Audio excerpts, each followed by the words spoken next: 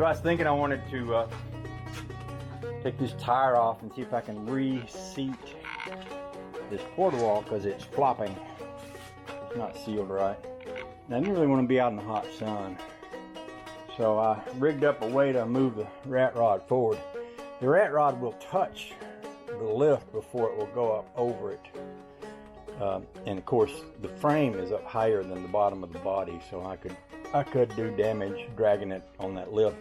So I put a couple of boards under it here to get it in that far, and then I'm gonna take the handle off this jack, or if I can move it a little to the edge, I don't know, I might be able to work with that on there, and just take this tire off, put it over there, break the bead on it, see if I can reposition this white wall. We'll see if it works.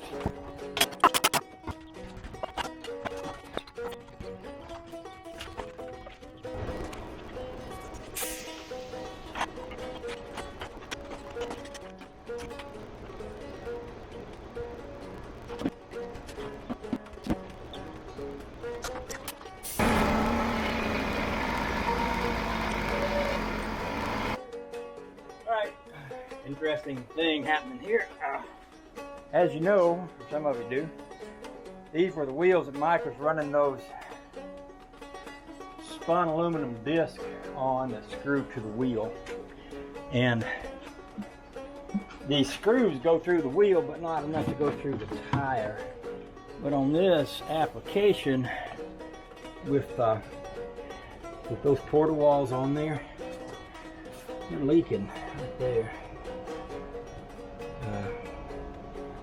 So I would have to either stop these holes up or not run the porta walls. And I'm leaning toward not running the porta walls because I've got a couple of problems with them. That's one, and the other one is that this is still kind of up. It might settle down. And I might could daub some slippery goop back in the back of that and get them to stop leaking, but not that sure. I suppose another thing I could do is put the screws in it. Might work. Why not just try that? Just not got too much to lose by giving it a try, right? I mean, I could put a little bitty splash of this Permatex on the screw. Screw the head down in there with that. See if that fixes it. If I don't, I can always take them off later.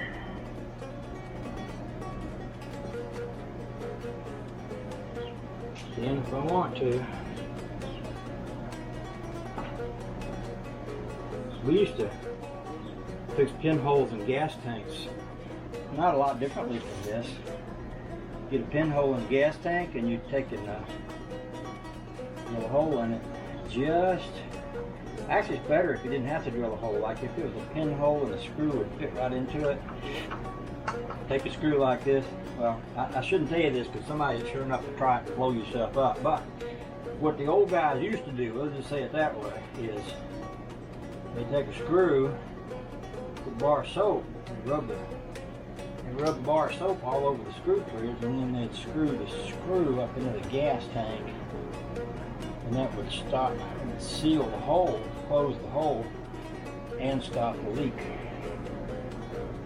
I remember I had a gas tank leaking on the car one time. There's an old guy, you know the old guy, there's always an old guy in the store like this that used to run a garage or shop or something, and the old guy would take and put some soap, crawl on the back of the car, get a screw, put some soap on it, screw it up in the hole, say, "You're all fixed, sir, little man, son, whatever." By golly, I was. Never forget those kind of fixes. I love those kind of fixes. Some old guy knows stuff that I don't. He teaches it to me by doing stuff that I can't. That one right there is still leaking. I knew this tire had a slow leak the other day, but I didn't know it was coming from these screw holes. I didn't know that.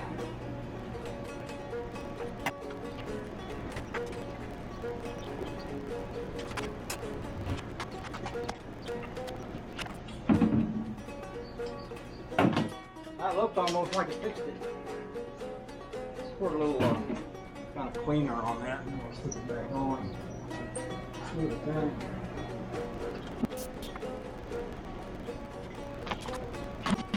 Now I wonder, see what I did was, I set it out there in the sun, there was one little section that kind of stood up.